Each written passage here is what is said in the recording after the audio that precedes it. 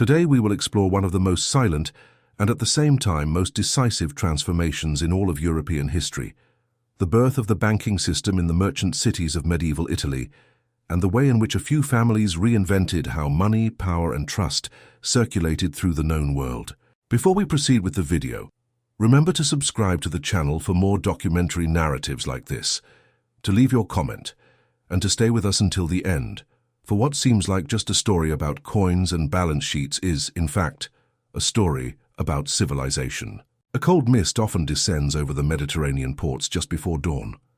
At that moment, as the first rays touch the red roofs of Genoa, Pisa, Venice and Florence, men in dark tunics and sturdy boots are already walking among warehouses, barges and loaded mules.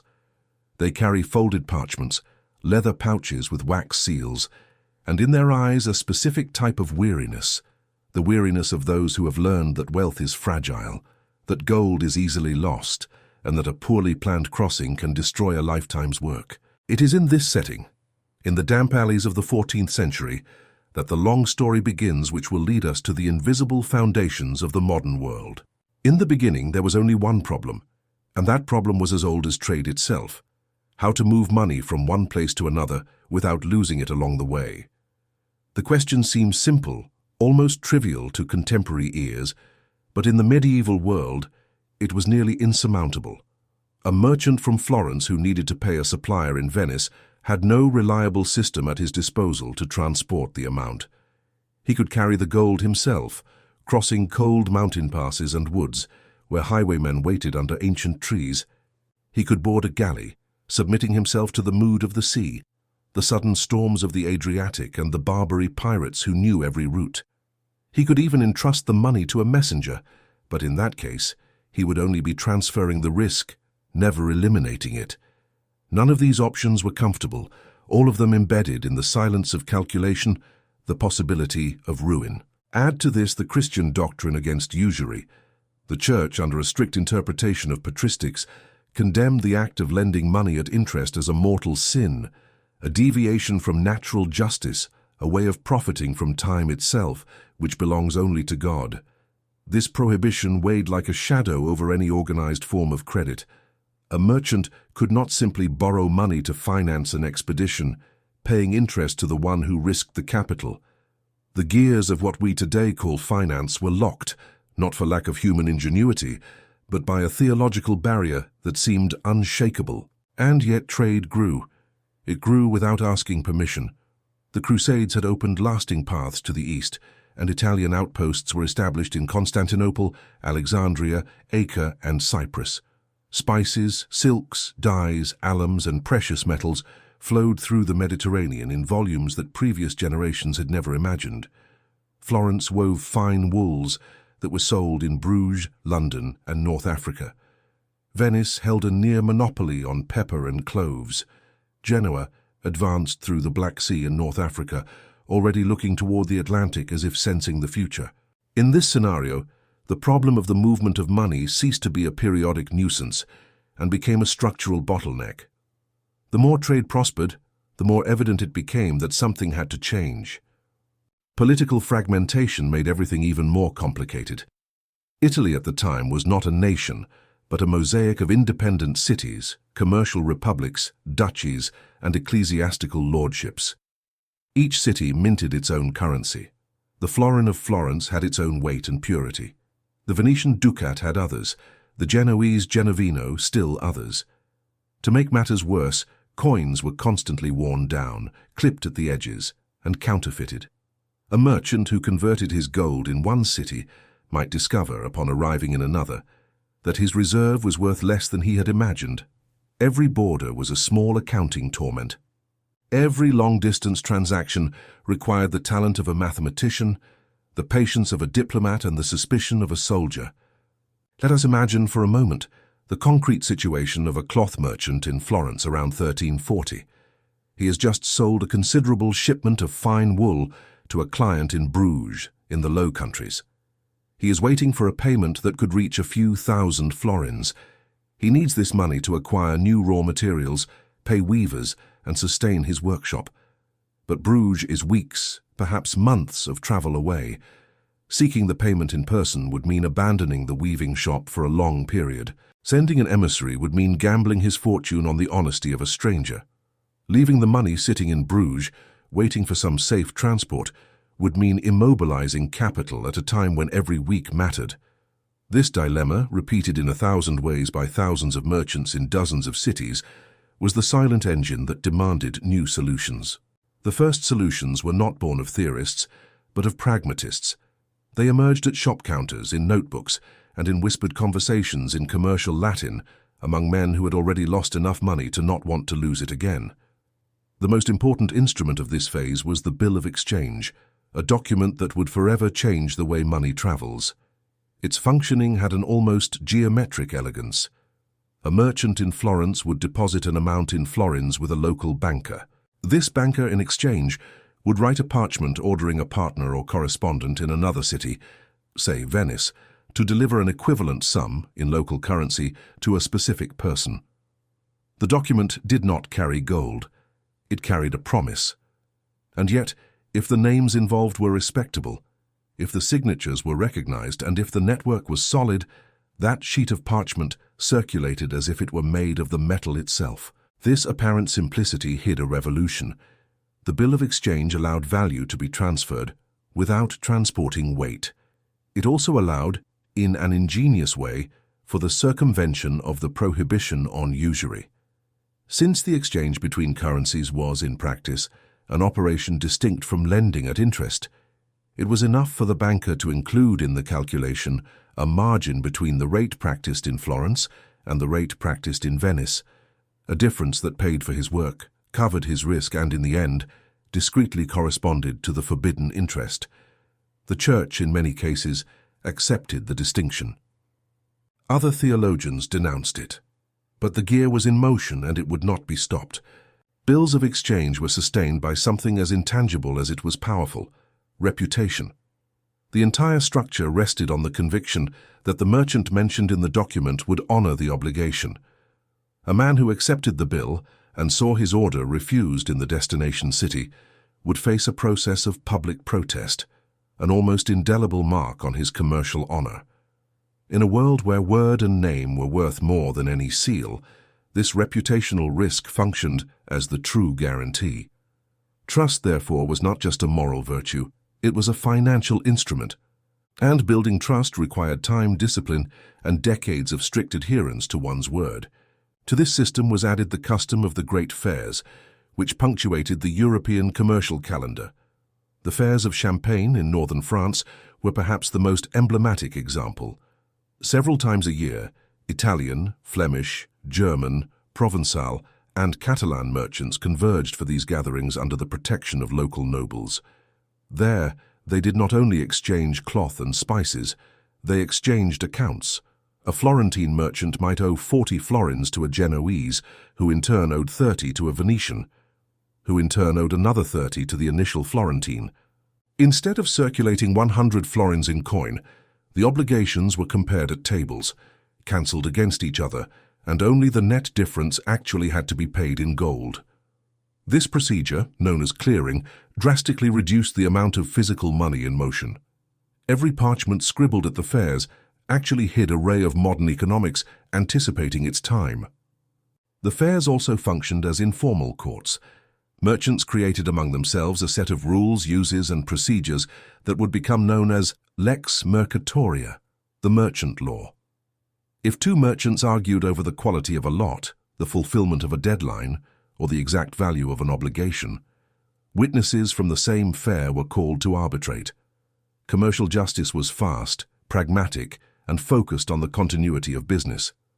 This body of customs would survive for centuries and would be one of the foundations of contemporary commercial law. However, as ingenious as this first system was, it had evident limits.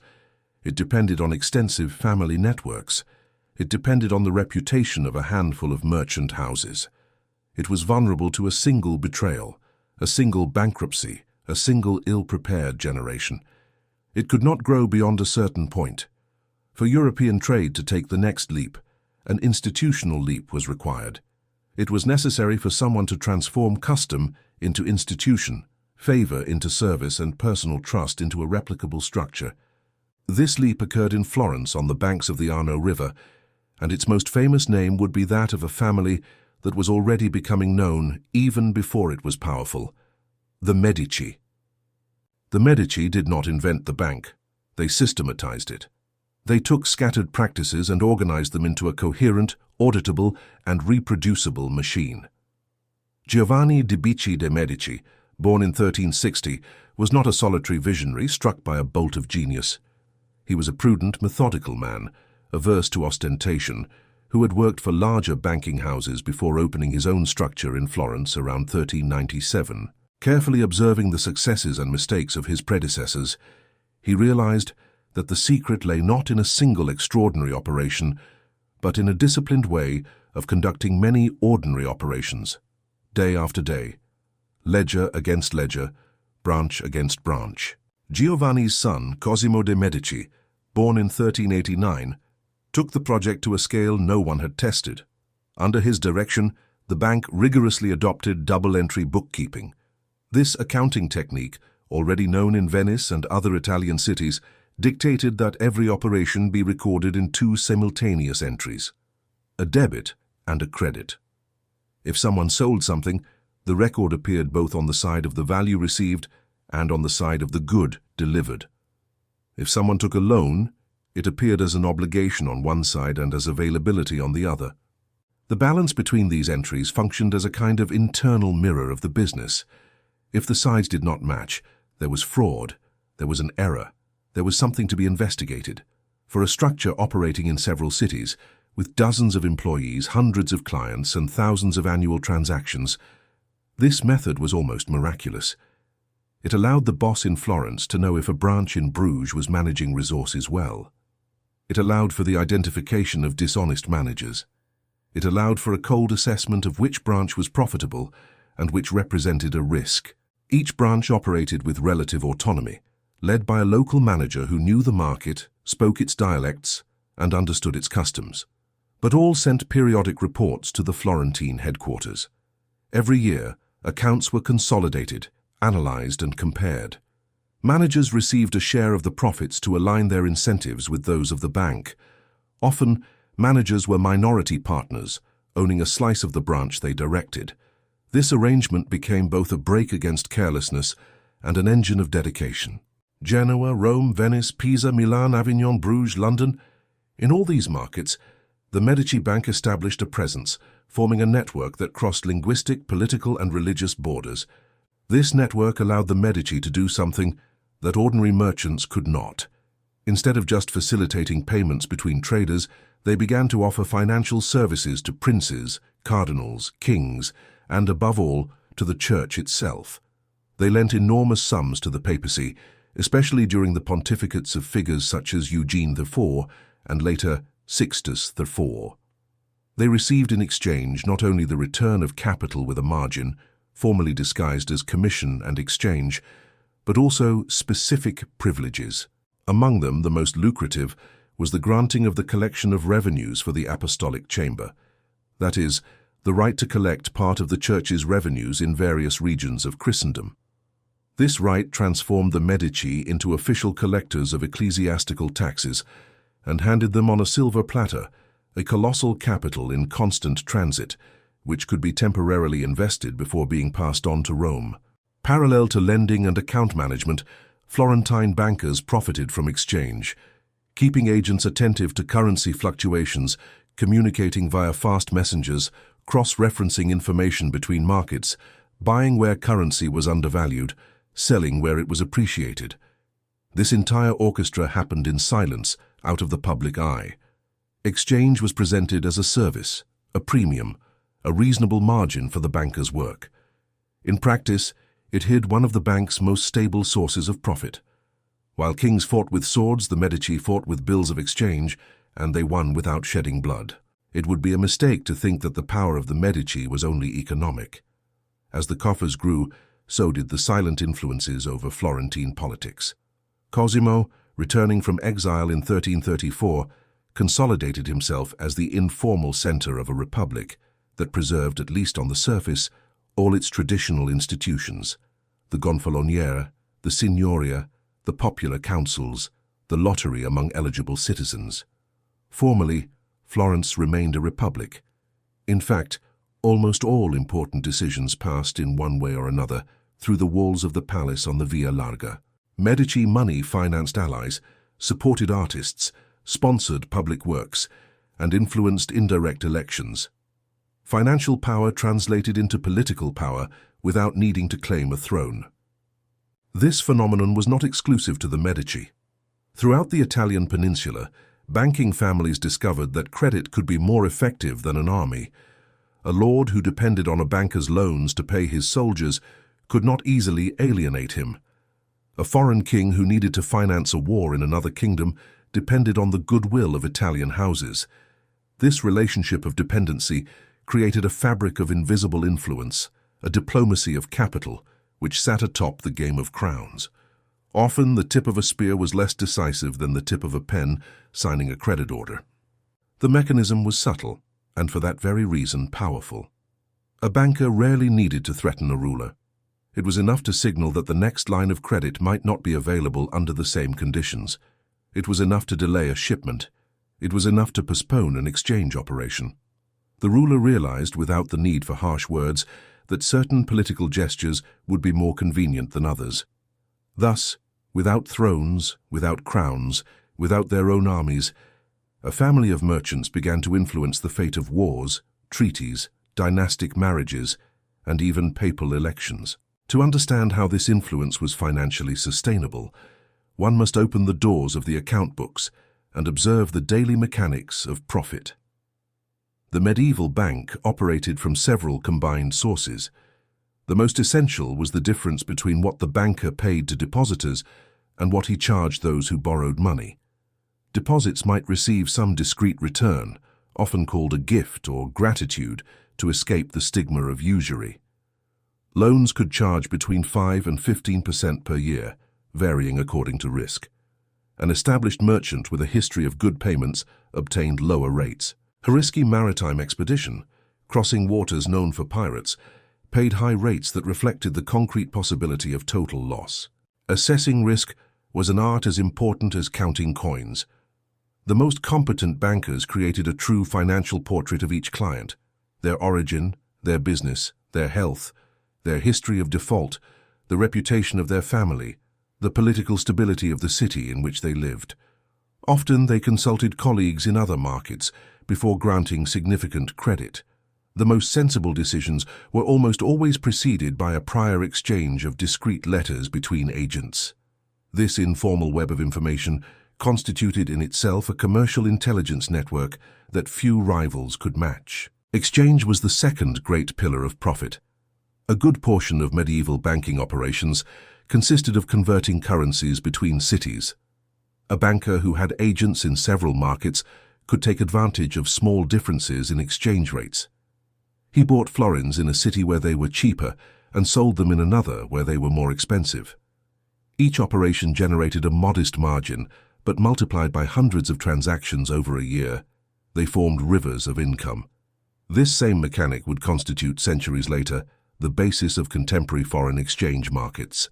The third pillar was the so-called float, or capital fluctuation. When a client deposited coins in the bank, that value remained in the vaults until it was withdrawn or sent to another city. During this interval, the banker could lend a good portion of that money to other clients, generating income on resources that, in principle, belonged to third parties. As long as he maintained sufficient reserves to meet habitual withdrawals, the banker operated with a kind of silent multiplication. It was necessary, however, to calibrate this leverage with enormous care. Reserves that were too large were wasted capital.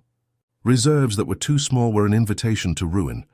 Between these two extremes, the good banker walked like a tightrope walker, adjusting the weight on each side according to the market wind. There were also commissions for specific services. Fees were charged for issuing a bill of exchange. Fees were charged for transfers between branches.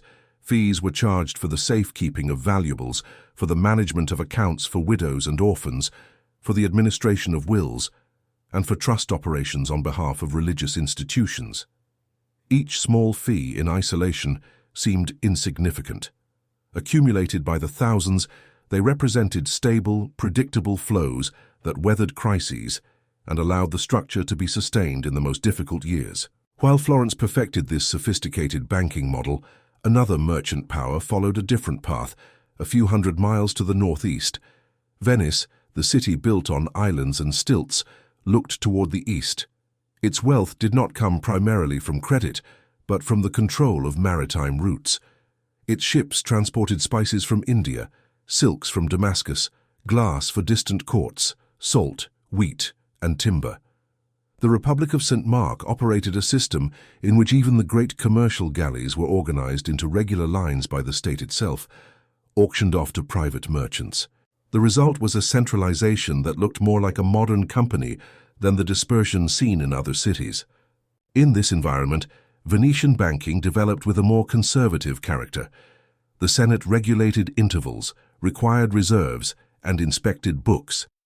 The Banco della Piazza di Rialto, founded in 1587, would only formally consolidate a tradition of rigor that had existed since the private banks of the 14th and 15th centuries. The Venetian ducat, in turn, was famous for the stability of its weight and its gold purity, something that guaranteed its acceptance throughout the Eastern Mediterranean. Merchants from Egypt, the Levant, Greece, and the Balkans trusted the ducat as an anchor of value. This monetary stability was the result of a deliberate political choice. Venice knew that its wealth depended on the reputation of its currency and treated the ducat as one of the state's most precious assets. Venetian bankers, therefore, did not launch themselves into extravagant loans to distant kings in the same way the Florentines did. They concentrated on financing voyages, guaranteeing ship owners, and sustaining long-distance trade. They developed, in this process, sophisticated risk-sharing contracts. A merchant who wanted to invest in a maritime expedition could do so through the colleganza, a type of contract that combined capital on one side and labor on the other. One investor stayed home and provided the money. Another boarded the ship, faced the dangers of the sea, and conducted transactions in distant lands. At the end, profits were divided according to agreed proportions. Losses, when they occurred, were also shared. This logic is, in essence, a direct ancestor of modern joint stock companies. Venice also developed, over time, early forms of maritime insurance. Experienced merchants agreed to cover the risk of a ship in exchange for a premium paid in advance. If the ship arrived safely, the insurer kept the premium. If it sank, he paid an indemnity. The greater the number of contracts signed, the more predictable the loss statistics became, even if they were not yet expressed in formal mathematical terms. The intent was simple and profound, to transform the unpredictable into something manageable. Genoa, Venice's great rival, offered yet a third model. Unlike the other two, the Genoese Republic was marked by a climate of fierce internal competition. Its aristocratic families fought each other almost as much as they fought external rivals. This permanent tension fueled creativity. Since there was no solid political unity like in Venice, nor a dominant house like the Medici in Florence, Genoese bankers multiplied arrangements to protect one another and to seize daring opportunities. They invested in voyages to the Black Sea, where they operated in Kaffa and other outposts, in routes to the Atlantic, and in operations on the Iberian Peninsula, and they would play a crucial role in financing the Spanish monarchy during the following centuries. The Genoese were pioneers in associative structures that allowed several investors to enter into the same operation, each with a defined share. They were also masters of exchange arbitrage and public debt issuance. The Cassa di San Giorgio, Bank of St. George, founded in 1407, is frequently cited as one of the first institutions to approach a modern bank in scale, managing state debts and providing loans organized under stable rules. There, credit ceased to be just a favor between families and began to become an institutional gear. But it would be wrong to imagine that everything advanced in a straight and triumphant line. No human innovation is free from disaster, and the medieval banking system experienced, in the 14th century, its own great fall, an episode that would shake the foundations of European capital. At the center of this crisis were two immensely powerful Florentine families, the Bardi and the Peruzzi. Both operated on a continental scale, both maintained branches in several cities, and both had accumulated enormous reserves. And both committed, for reasons that would become proverbial, the same mistake, concentrating gigantic loans in the hands of a single powerful debtor. This debtor was Edward III, King of England. Committed to sustaining his claim to the French throne, and launched into the first campaigns of the long conflict history would call the 100 Years' War, the king needed colossal sums. The Bardi are estimated to have lent him, according to traditional accounts, something around 900,000 florins. The Peruzzi lent just over 600,000. Combined, these values would equal the annual revenue of entire kingdoms. The bankers bet on two things. First, that the king would win and pay with the spoils of conquest. Second, that even in defeat he would honor his obligations to preserve his future access to credit. Both bets failed. The initial campaigns did not bring the expected gains. The finances of the English crown collapsed. Between 1343 and 1346, Edward III declared, in practice, that he would not pay those debts, or would pay only very small fractions over indefinite periods. The wave of insolvency crossed the Channel, climbed the Alps, and crashed over Florence with the force of a flood. The Bardi collapsed. The Peruzzi collapsed. Other smaller houses that had lent them capital were also dragged down. Depositors rushed to withdraw their funds, causing runs that further suffocated fragile institutions. Merchants who kept their savings in these houses saw decades of economies evaporate in weeks. The financial shock was followed a few years later by the arrival of the Black Death in 1347 and 1348, forming a catastrophic storm that struck the entire continent. The fall of the Bardi and the Peruzzi was much more than economic news. It was a lesson seared into the memory of surviving bankers. It taught first that concentrating loans in a single debtor, however powerful he might seem, was an invitation to disaster.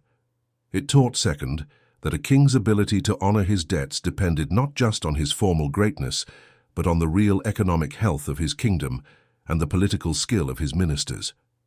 It taught third that public trust was a building raised on a very fragile foundation, that a single rumor could empty solid reserves in a few days. The Medici, who emerged after this period as the dominant house of Florence, absorbed these lessons with rare intelligence. They avoided, for a long time, concentrating their loans too much on a single sovereign. They diversified clients, cities, and types of operations. They maintained prudent reserves, knowing that liquidity was more precious than momentary profit. They demanded rigorous reports from their managers. They audited, compared, and inspected. They established maximum limits for loans to a single borrower. And yet, with all this prudence, the Medici Bank would also suffer grave setbacks in the final decades of the 15th century, especially after the death of Cosimo and during the complex management of his grandson, Lorenzo the Magnificent. The London branch, the Bruges branch, and later other units would face heavy losses, the result of both local mismanagement and risky loans to princes who did not keep their promises. In 1494, with the French invasion led by Charles VIII and the temporary expulsion of the Medici from Florence, the bank would be practically dismantled. This story, however, does not end in ruins. It ends in legacy. The techniques developed in Florence, Venice, and Genoa did not die with the political decline of the Italian cities. They migrated. They went to Antwerp in the 16th century, where merchants from all over Europe met at a pioneering exchange, trading news, values, and credit instruments. They went to Amsterdam in the 17th century, where the Dutch East India Company and the Bank of Amsterdam would form one of the first truly modern financial systems, with negotiable shares, monetary stability, and organized public credit. They went to London in the 18th and 19th centuries, where the Bank of England, founded in 1694, and the London Stock Exchange would consolidate a standard that would spread through the British Empire and the world. They finally went to New York in the 20th century, where the combination of open capital markets, commercial banks, and investment banks would form the core of contemporary global finance. In each of these transitions, the attentive reader recognizes the outlines of practices born in the Italian alleys of the 14th century. double-entry bookkeeping preserved in every modern balance sheet. The branch network reproduced in every multinational bank. Credit analysis today supported by algorithms but founded on the same elementary principle, knowing if the debtor has the capacity and willingness to pay. Liquidity management reinforced by regulators and central banks, but guided by the same balance between reserves and opportunities. Diversification enshrined as a basic rule of investment. Insurance transformed into a gigantic industry. Joint stock companies, direct descendants of the Venetian Colligans and Florentine Compagnie. The foreign exchange market, active 24 hours a day, moving trillions, but still obeying the medieval principle of exploiting differences between markets. Even modern crises retain something of that ancient scent. The failure of large institutions in 1873, 1929 and 2008 repeats, in new languages and with new technologies, the pattern glimpsed in the years 1343 to 1346, when Florence heard the crash of the fall of the Bardi and the Peruzzi. There is always at the center of the storm the same dynamic: concentrated loans, optimistic expectations, excessive leverage, evaporating trust, runs, contagion, and collapse. The tools change, but the anatomy of the crisis is recognizable. Perhaps that is why the study of medieval Italian banking remains, even today, a precious laboratory for historians, economists, and policymakers. There is, however, an aspect of this legacy that escapes statistics. The emergence of modern banking in medieval Italy changed not only the economy, but the very idea of power. Before, power belonged mainly to those who had land, armies, and lineages. Afterward, it began to belong also, and with increasing intensity, to those who controlled the flow of capital.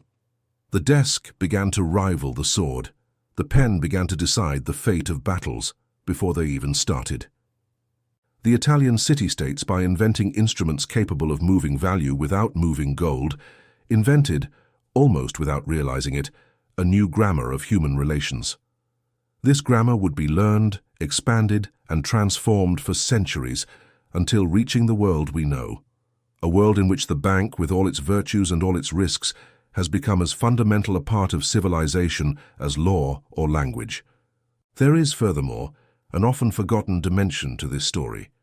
The capital accumulated by Italian bankers was not restricted to vaults. A substantial part was reinvested in the city in the form of palaces, chapels, churches, libraries, hospitals, scholarships for scholars, and commissions for artists. Cosimo de' Medici personally financed the convent of St. Mark in Florence, commissioned the reconstruction of the Basilica of St. Lawrence, sustained the Platonic Academy that would meet in Careggi, and supported translators of Greek who brought back lost manuscripts from Constantinople after the city's fall in 1453. His grandson, Lorenzo the Magnificent, would open his home to artists like Sandro Botticelli, protect the training of the young Michelangelo Buonarroti, and maintain correspondence with humanists throughout Europe.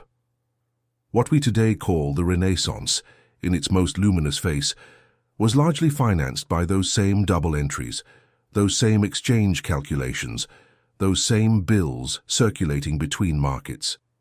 The beauty still admired today in chapels, altarpieces, and domes has its least visible secret in carefully ordered ledgers. Other banking families followed similar trajectories. The Strozzi in Florence, the Chigi in Siena, the Fugger later in the German region of Augsburg, all participated in this same web, adapting Italian principles to local realities. The Fugger, by the 16th century, would even finance Charles V, Holy Roman Emperor, and control silver mines in various regions. The model invented in medieval Tuscany multiplied and shifted without ever losing its original marks. Each new banking house was, in a way, a discreet heir to Giovanni di Bicci, Cosimo, the Bardi, the Peruzzi, and their contemporaries. It is worth remembering that historians still debate various points: the exact size of the Medici Bank, the real weight of the loans to Edward III, the precise extent of the lex mercatoria in French fairs, and the chronology of certain accounting innovations. These debates, far from weakening the narrative, confirm its richness. The Italian financial past is dense, full of nuances, and resistant to simplification. Still, the main lines are clear. Between the 12th and 15th centuries, in the cities of northern Italy, a group of careful men invented the way in which, to this day, money crosses time and space. Walking again in imagination, through the same streets where we began this narrative, we now see with different eyes those misty ports, those scales, those leather-bound books, those messengers in dark tunics. They did not only transport florins or ducats, they transported ideas. They transported a model of organized trust. They transported the promise that value could travel without physical cargo, solely by the strength of a well-constructed system of words, calculations, and responsibilities.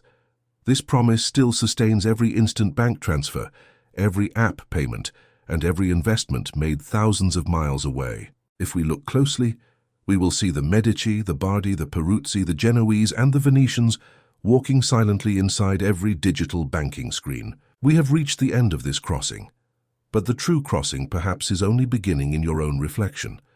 If this narrative was useful, if it awakened curiosity in you, or if it made you think about the relationship between money and power in a different way, there is a simple gesture that enormously helps this work to continue existing. Subscribe to the channel so that new stories like this regularly reach you. Like this video so that other viewers can find it. And in the comments, tell us where you are listening from, at what time of day or night, and which part of this story touched you the most. Every message is read carefully and helps shape the next journeys of this channel. Until the next documentary, may the next hours of your day or night be peaceful, productive, and full of that good silence in which great stories finally make sense.